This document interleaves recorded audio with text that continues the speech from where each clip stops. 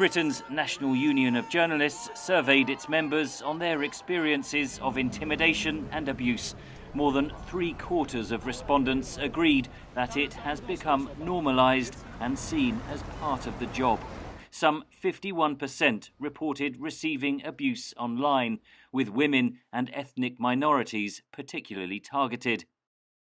If you're being threatened with rape, if you're being threatened with grotesque violence, if your family members, your children are being threatened over social media, you can't simply think, don't feed the trolls, don't engage with it. You have to take those threats very seriously.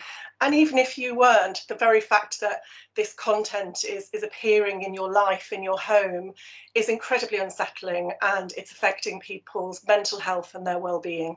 1 in 5 respondents said they had been physically attacked. Journalists in Northern Ireland reported increasing threats and assaults. The killing of 29-year-old Lyra McKee, who was shot dead as she reported on rioting in the city of Derry in 2019, underlined the ongoing dangers that journalists face in the region. Many respondents said that abuse and intimidation had worsened under the coronavirus pandemic, especially during public demonstrations and protests.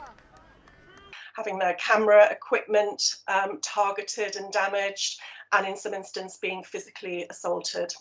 Many of those surveyed blamed politicians for stoking a hostile climate for media.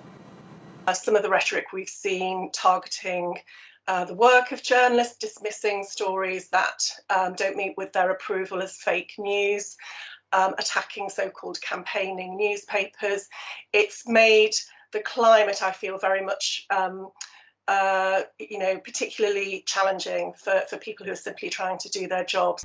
The British government says it is considering new legislation requiring social media companies to take responsibility for threatening and abusive material on their platforms. Henry Ridgewell for VOA News, London.